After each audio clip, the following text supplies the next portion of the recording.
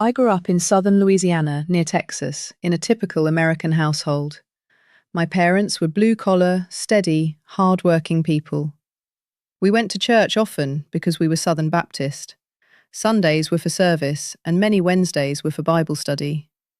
Even as a child, I had a strong desire to know God and to understand why we were here. I kept asking myself what religion actually does for us in daily life. Why are we here, and what are we supposed to do? I noticed people were kind and gentle on Sunday, but something changed during the week. I wondered why we only went to church one day and what we did with what we learned the rest of the time. Those questions pushed me to study religion seriously. I asked friends from different backgrounds if I could attend their services. I went with Lutherans, Methodists, Catholics, different Christian denominations, and even to synagogues and temples. I wanted to see what each faith offered and to find the core reason we worship God and how that should shape our lives. My goal was to find the truth, not just for anyone but for me, because I am the only one living inside this body and I have to walk my own path. I kept this search going into adulthood and through my professional life. I tried to live by principles I believed were close to God, like cleanliness and integrity. No matter where I went or what I learned, the central question stayed with me. What is true, and how do I live it every day? Around the age of 40, I encountered new traditions through friends. Some were from Lebanon and told me about a religion that was very quiet and closed. I wanted to read their book, but I was told it wasn't available. When I finally found something to read, I couldn't understand why a religion would be hidden. If the goal is to know God, then learning should be open, honest, and free. I traveled, I visited temples, I watched holy men, and I kept asking questions. Islam wasn't presented to me positively when I was younger. I didn't know much beyond what the news showed, and it wasn't kind. For a long time, I didn't go near it. But the questions in my heart didn't end. One day, I thought to myself that maybe I should just read about Islam. Not long after having that thought, I heard the Adhan for the first time. Hearing Allahu Akbar move through my body in a way I cannot fully explain. It felt like a vibration I recognized from somewhere deeper than words. I realized I needed to understand what Islam truly was. I decided to learn by reading, quietly and directly. I picked up the Quran. I didn't have expectations. I just began. I was about 12 to 15 pages into the first chapter, Al-Baqarah, when tears started streaming down my face.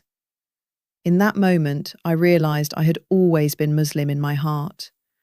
The truth in those pages spoke to questions I had carried for years. It was as if my heart finally opened and I could see clearly. I remember thinking that I had found something, but with time I understood that it wasn't me finding it. It was a gift. Allah opened my heart in His time, the way He decides who, when, where, and how. What happened was not an achievement on my part. It was simply my time for the truth to enter my heart and for my journey in Islam to begin. After that realization, my question became very simple. What do I do now? How do I become a Muslim? I genuinely didn't know. I reached out to Muslim friends and asked them how a person becomes Muslim. They told me, "You say the Shahada." I asked, "Is that it?" They said, "Yes, but you say it with your heart, and then you're a Muslim." So I did. I said it with my heart. Alhamdulillah. A couple of months after realizing I was Muslim, Ramadan came. I decided to fast that first Ramadan.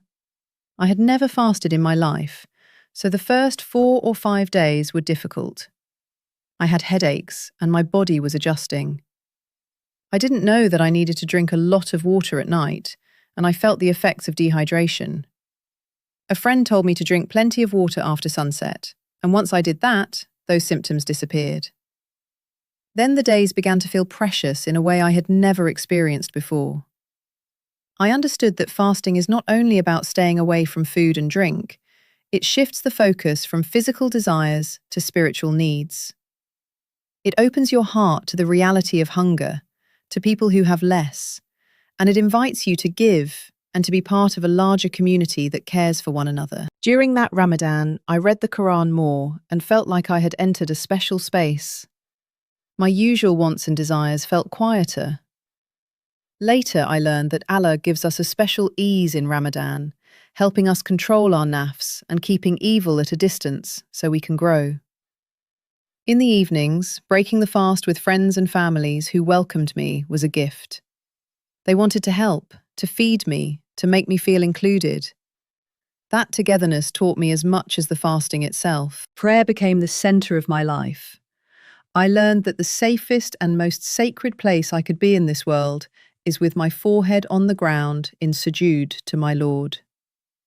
When I put my head down and praise Allah, nothing feels more secure or more true. In sujud, I find answers. That is where the connection is for me. It is the most precious time. Submitting 5 times a day brought balance and peace I had long searched for.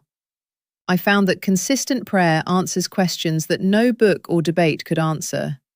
It steadies the heart and cleanses the soul. It realigns everything. In the beginning, I started praying 5 times a day, even though I didn't know Arabic. I depended on the help that I believed Allah sends with the angels. I held on to the truth that Allah does not place on us a burden greater than we can bear. I did my best with what I knew. I learned slowly, step by step. I believed then, and I still believe now, that the practices of Islam are prescribed for us, not for Allah. He doesn't need our prayer, we need it. We need to cleanse ourselves every day. We need to return to Him often because it is for our own growth and goodness. Fasting, prayer, giving, all of it is for our benefit, to make us better, to teach us discipline, compassion, and truth. When I became Muslim, the reactions from friends and family were mixed. Some people supported my choice, not necessarily because they understood Islam, but because they believed in the freedom to choose your path. Others reacted very negatively. They didn't know what Islam was beyond what they had heard, and their fear came out as anger or rejection. Those moments were painful, but they also pushed me to rely more on Allah for strength and clarity. I learned to answer with patience when I could, and to stay quiet when that was wiser. Over time, some people softened and some did not, but I stayed firm in what I knew had entered my heart. Daily life changed in quiet ways. I paid more attention to cleanliness, not just physical but spiritual and emotional. I watched my words more closely. I tried to be honest with myself in moments of weakness. I learned to put my head down in sujud and ask for guidance when I did not know what to do. I continued reading the Quran, sometimes slowly, sometimes more quickly, but always returning to it when I needed direction. I learned to hear in its words the answers to the questions that had been with me since childhood. Why are we here, and what are we meant to do? We are here to know Allah, to submit to Him, to live with purpose, and to treat others with justice and mercy. I didn't become perfect. I made mistakes, and still do. But I learned that the path is about returning to prayer, returning to the Quran, returning to honesty. The practices are not a burden, they are a mercy. 5 times a day, I get to pause and realign. In Ramadan, I get to feel my heart soften and see my ego shrink. In giving, I get to remember that nothing I have is truly mine, and that we are responsible for one another. When I look back at the girl in the church pews, full of questions that no one wanted to answer, I feel grateful. Those questions led me here. The search through churches, synagogues, and temples was not wasted. It taught me to recognize the truth when I finally heard it. The Adhan opened something inside me that I didn't know was waiting. The first pages of Al-Baqarah filled a space in my heart that had been empty for years. Saying the Shahada was not the end of a search, but the beginning of a life. Today, I still ask questions, but they are different. Instead of asking, "Where is the truth?" I ask, "How can I live the truth better today?" I ask, How do I speak kindly when I am frustrated? How do I honor my parents even when they don't understand me? How do I spend my money in a way that pleases Allah? How do I show up for people who are alone? The answers come in prayer, in sujud, in the words of the Quran, and in the quiet guidance that arrives when I make space for it. I learned that Islam is not something you visit once a week. It is a way of being in the world. It is remembrance and action, intention and surrender. It is the rhythm of prayer, the discipline of fasting, the generosity of giving, and the courage to admit when you are wrong and begin again. It is the safety of putting your head on the ground before the one who made you, and trusting that he knows, he sees, and he guides. I am grateful for the day I heard the adhan. I am grateful for the pages that made me cry. I am grateful for the first Ramadan that humbled me and the prayers that still hold me. I am grateful for the people who welcomed me, and even for those who did not, because all of it brought me closer to what I was searching for. I was looking for the truth. I found it in Islam. Or rather, it found me when my heart was ready. Alhamdulillah.